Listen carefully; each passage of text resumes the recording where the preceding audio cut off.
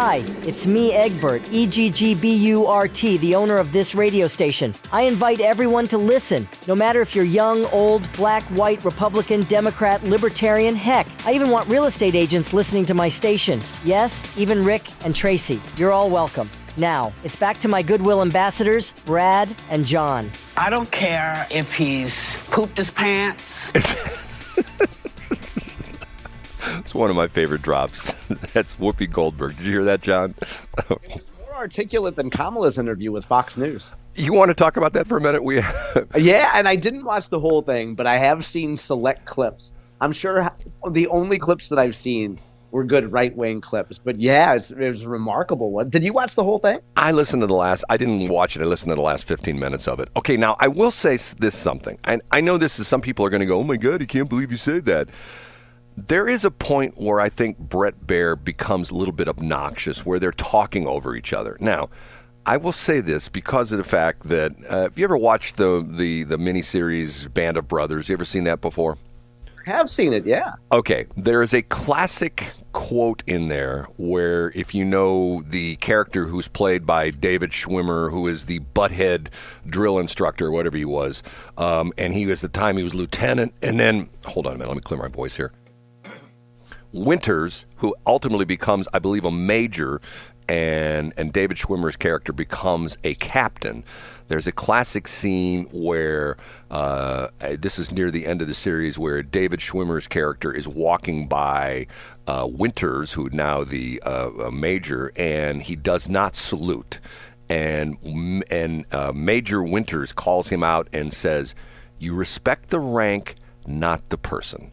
And I found that an interesting angle is that, once again, if you don't like the mayor of St. Louis, you don't like the mayor of, name a city, of St. Charles, even still, you maybe not like that person personally, but you respect the rank of the fact that they are the mayor. I will say that Brett Baer did not respect the fact that he was dealing with the vice president of the United States. I think he got frustrated because if you listen to the interview, if he said, "Hey, what are the two colors that make up the two Christmas colors that everybody recognizes?" She'd go on to something about, I was born in a middle-class family.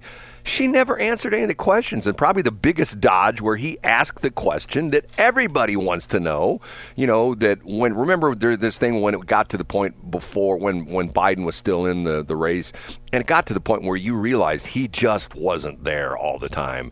And remember how I saw this clip. Go ahead, Brad. And this was captivating. The White House was saying, "Oh, he's like doing handstands in our meetings. He's the sharpest guy in the room, and he's on top of everything, and he knows all the details." And it turns out that that's not the case. And Brett Baer nailed her on that question. Essentially said, "You said that President Biden was the sharpest tack, and blah blah blah blah blah." I can't remember his exact words. And she just totally went off on a different tangent. She didn't even come close to addressing the question. Which is, there comes a point when even your common, I don't want to say common, but your average person who is not a political junkie like you and I are going to go, "Oh my God, that's pretty pathetic." She just totally dodged that question. You know what I'm saying? I know exactly what you mean. And I was thinking about the same thing, Brad, because I think that if you're the average person that keeps politics at arm's length and you're in one of these swing states, she doesn't seem to have a good answer for, okay, were things good with Joe Biden and you're going to keep it up, or were things not good with Joe Biden and you're going to change things? She doesn't have a concise 10-second answer to that. Well, the other interesting thing is now she's in one interview, she's been asked about, would she have done anything different in her as vice president? And she says, no, she wouldn't have done it. She's behind Biden all the way. She wouldn't have done a different thing. Now she's done a 180 on that. It's like, okay, Which is it? So she wants credit for things. She wants credit for, quote, progress, but then she's not going to want to own inflation and all these other pocketbook issues. Well, and then the crazy thing about whenever they talk about the border, her response is like, well, we had this bill that, and keep in mind, okay, let's go back to the year 2001 when Biden gets inaugurated. No, it's 2021. 2021 when Biden gets inaugurated, okay? If I'm not mistaken, in 2021, didn't they had the majority in the House? Wasn't Nancy Pelosi still the Speaker of the House? And didn't they have absolutely? And didn't they absolutely? And let me interrupt, Brad. That's such a conundrum that the different presidents, whether it's Obama and others, have had to struggle with. You can't have majorities in the Senate and the House and be a president and then blame the opposition party when you don't pass things. Right. It's to the point where you grease the skids because of the fact that they're all Dems. The president's a Dem, the House is a Dem. And in 2001, wasn't it tied? Wasn't that the deal where it was 50-50 as far as the number of senators in You're right. 2021? Yeah, and then it was Benedict Jim Jeffords switched, I believe, or went independent, I think. Well, but the deal was when it's 50-50 like that, the vice president essentially breaks the tie in the Senate. So essentially, for all intents and purposes, they had control of the Senate as well, too, because if all 50 of the Democratic senators voted in lockstep and all 50 of the Republican senators voted in lockstep, all Kamala had to do was just say, I vote, with the Dems, and bang, whatever it was passed. So, it's so frustrating to me that I go back to the, you're going to laugh again, but I go back to the Billie Jean rules. Rule number 3 is everything's your fault. Okay, nothing is her fault. And that's not just her. It's politicians in general. Sam Page, nothing is his fault. You know what I mean? Nothing is his fault. Yeah. And it just drives me nuts because of the fact that, to me, I think people appreciate somebody, a politician, whomever, who steps up and says, you know what, I made a mistake there. And, if hindsight being 2020, I should have done this instead of that. And you know what? We're going to get the ship righted here. We're going to get straightened out, and we're going to move on down the road. And you know what? You learn by your mistakes, right? But nobody will ever. Yeah, exactly. Nobody will. But, also consider, too, Brad, that how many people Kamala has around her telling her what to say and do. And for all we know, she has wanted to create a bigger gap between herself and Joe Biden. And someone has come to her and claimed to have poll numbers that say, Kamala, that doesn't work. If you want to get elected, we have the script. We know the message points. You have to stick to this. You can't accept responsibility for this. Well, the other thing was, it came out in one of the interviews. There's been so many, she hidden in the basement, with Biden for so long. Now she's everywhere. Okay. And somebody else said, and it was funny because I got a kick out of this because this is like marketing 101. Somebody asked her why her responses are always the same. And did you hear this, where her response was? She said, no, I didn't hear it. She says, you have to understand that people don't really hear something until they hear it a number of times. And this is the old marketing thing where, like in a commercial, when I do a commercial, I see, this is sort of interesting little tidbit. And I had this the other day with a client where the client gave me some copy and we can do this. And I say, take out the pronouns and put your company name in there. Instead of, we, Smith Brothers Hauling can do this. Smith Brothers Hauling is an expert at this. Smith Brothers Hauling is the company you need to win. I'm just making up stuff, but you get what I'm saying. And exactly, she used that marketing angle that, well, you have to tell somebody. Well, the funny part of that is, how many times has she given I was brought up in a middle-class family to the point where that's got to be like the biggest meme of like the decade, because, ask somebody a question and it's so funny. I see this all the time. Somebody will say a question and go, well, I was brought up in a middle-class family. It's like, oh, okay. And there's a guy that's written this book, and I didn't even know about this. Did you know about the majority of her, I guess, your prepubescent years, maybe, and here, like her post-pubescent years? She was in Montreal. Did you know about that? I did not know that. No. What was she doing up there? Because her parents, she grew up in a middle-class family. Were her parents teaching up there? No, by this time her parents had separated, but her mom was teaching up there at some university in Montreal. Wow. So, and I think she spent like 5 or 6 years in Montreal, but she never ever talks about that. She's always talking about, hey, the people in her neighborhood kept their lawns up. I'm thinking to myself, now, can I tell you something? talking about a racist comment. That is it right there. Right? You know, think about that. When you say, well, the lawns are all nicely cut, what do you think? You know, that used to be... That's very classist. That's what you would say about if black people moved into a neighborhood. Certain white people would say, well, I don't know. I just want to make sure that the property values don't go down. They better keep their houses up. Or it used to be sort of the little interesting sort of situation that people would talk about how the lawns in South City are all manicured, okay? And the reason for that was because of the fact that they were all Germans and Dutchmans and stuff like that in South City, and they manicured their lawns. But if you moved into South City and you weren't part of that group, you just let your lawn grow and weeds between the cracks on the sidewalks and stuff like that. And I'm going like, okay, whatever. You know, I mean, it's things like that. Okay. Well, what you mostly need, though, Brad, let's get back to Kamala real quick. If she had you as her consultant, she would just put her ads on buses upside down. See, here's the thing. If they really wanted to get attention for their ad on TV, they'd run it backwards. I mean, but then an appearance group would come out and say there were satanic messages in there. Yes, yeah, okay. Brad gets pushback yesterday, not from one person, not from two people, from three people. I dare say that the union workers were hurting Boeing, and oh my God, did I get some pushback on that? Ooh, did somebody named Fat Tony come to your house, Brad, and offer to rearrange your kneecaps? John, if you'll remember, my analogy was if someone is hurting, you can do two things: you can help them, or you can hurt them more, right?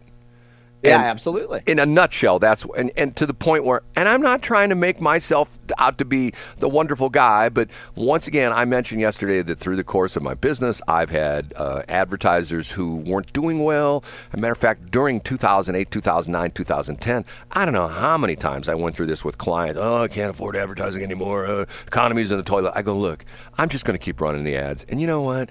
We're just going to keep running the ads, and I'll send you a bill every month. If you want to pay it, fine. If you don't want to pay it, fine. I get it. I'm trying to help you out. I'm trying to move forward. Okay? I could have been the butthead. Well, you know what? If you're not paying, I'm not running your ads. Okay? And with certain people, it helped. Certain people, it did nothing. Or certain people, they ultimately went out of business. I mean, there was a time when, God, probably 2010, 2011, where probably once a month I go to the mailbox and I would get a bankruptcy filing from a client of mine that had filed for bankruptcy. And I don't know if you know the whole procedure. Normally the procedures, they go into Chapter 11. You got a chance to make a claim as a creditor and essentially say, they owe us this money. You have to file the paperwork with the bankruptcy court. On a couple of them, I've never seen this before, on a couple of them, the bankruptcy court notification said, we deem that there is no reason for you to file any claims because there is nothing here. I mean, that's not the exact words they use, but essentially they're saying, like, don't waste your time. There's no money to be had. This is just going. And then most of those cases got essentially switched over to Chapter 7, which essentially is absolutes. 11 is reorganization. 13 is personal reorganization, but 11 is reorganization. You say that all the time. Matter of fact, that's what Odyssey is still in right now, Chapter 11. And they're trying to get, everything straightened out and the creditors taken care of. But it just bothered me because of the fact that and then there was an interesting story I had yesterday about there was a senator who was making a speech to the union workers, the IAM workers in Seattle, I believe, yesterday, and she started dissing Trump, and she got booed. She got booed by the union guys. What does that tell you? I mean, well, now, Brad, hold on. So of the pushback that you got back, I mean, because our listeners are quite bright. Let's flatter them a little bit, but it is true. There had to be something of substance there. So what was the substantive thing about why you were wrong in what you said? One of them was the fact that it was the classic example of The executives are making tens of millions of dollars, and the union guys and gals are these poor, impoverished people. And my point was, and this is my point to this person, I did talk to this person. My point to that person was, okay, you don't have to stay a union dude. At some point in time, you can say, I want to be in management, and maybe, and you can rise up through management, and maybe someday you'll be the CEO of Boeing. And to the point where the idea being is sort of like a caste system. If you're a union guy, are you always going to be a union guy? Is that your life? If your dad was a union guy and your grandfather was a union guy, do you have to be? And I'm not saying anything bad about the union, but at one point in time, you have to say, okay, maybe there's a different path for me. Instead of me being the guy who's like, oh, the management's always here to screw us over. Once again, how many times, and this is maybe an oblique reference to, but look at Lyda Crewson, okay? Lyda Crewson, why did she run for mayor of city of St. Louis? You know the story behind this, John? No, I don't know. I don't know the story about it. Well, how she got into politics originally, she was an alderwoman. Oh, yeah, her husband got shot. Exactly. Her husband got murdered in the Central West End. And she decided, you know what? I'm not going to sit back as just, Jill Citizen and just say, well, it's so terrible, the crime's bad.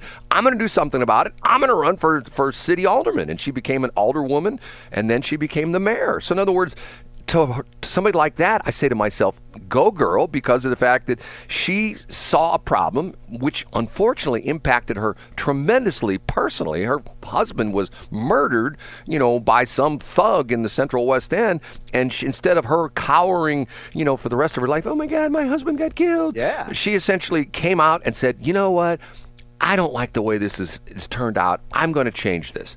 Okay, once again, the union guys, and this was the one person's part. Well, you're just disparaging the union. No, I'm not. It's to the point where it's not about you. Well, Brad, let me interrupt real quick. I know we're up against break here, but so I think it just has to do with somebody's worldview. So if we go back to my old-timey corporate days, if I was making a living, a nice living, working at Monsanto, and the executives made $3,000 a year, $6,000 a year, well, I'm sorry, not grand, $1 million a year. I didn't care if my CEO made $6 million or $100 million. Like, if I was making a living, I don't care. Like, I want my CEO to do well. And if my CEO is a quality performer, I want him to stick around. And so I want him to make more money so he doesn't leave. Like, if you have a limited worldview that the world is a pizza, and if CEO of Monsanto, Hugh Grant, gets a second piece, then I'm stuck eating the box. That's not the way I view the world, but that's the way that some people view the world. But part of the problem is that, and I do agree with this, is to the point where you see this deal where guys screw up and the board asks them to leave, and they get a golden parachute and they walk away with $20 million. Okay, I've never felt that as proper. I mean, once again, if when I got fired by Richard Miller and he called me up on Christmas Day and fired me, I didn't get squat. And once again, I didn't expect to get squat. It's his radio station. He can do whatever the hell he wants with it. Well, but he also knew that he also looked into the future and knew that you were a certified Zionist, according to your critics. So he was like, well, let's do it on Christmas. Well, he is Jewish, or he was Jewish. That? Okay, I didn't know that. That adds an even better element. But the bizarre part of it is which shocked a lot of people, in his final years, he became I think he became a Catholic. He did like a 180 on that, which is sort of interesting. And he wouldn't have done that if he hadn't listened to GodSquad.cloud. That was the defining thing. That was it. It was. Right I pushed him over the edge. Okay. I mean, Brad, you're known for pushing people over the edge. Yeah, I go over the edge myself. 13 times I've done it. Okay, we're going to take a break. Thanks for checking out the Brad and John Show podcast. This segment of the show is brought to you by John Combest's book, Stalking, Harassment, Internet Trolling, A Guide to Recovering and Rebuilding After Online Attacks. It's a great reference if you've ever been the unfortunate target of a social media attack. It's available on Amazon. Just search John Combest. That's Combest, John Combest, and the book will show up in your search results. Now it's time for another segment of the Brad and John Show. Can you handle it?